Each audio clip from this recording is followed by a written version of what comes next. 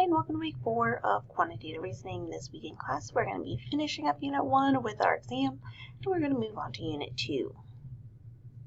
Please note, we will be doing the exam in class on Tuesday, so if you will not be attending, you need to know as soon as possible, because I will be giving out the password to access the exam in class, and if you miss the exam without prior knowledge, you will get a 0 and be assigned a retest. Let's quickly look at our Unit 1 assessment.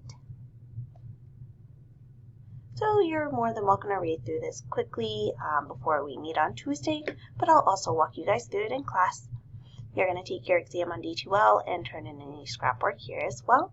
This again allows for partial credit if you get anything incorrect.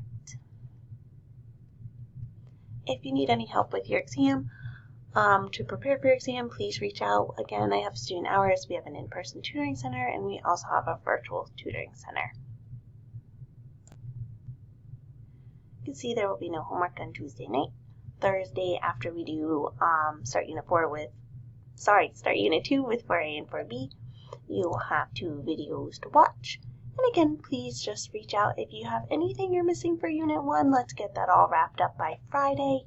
And again, just reach out and let me know if there's anything I can do to help support you.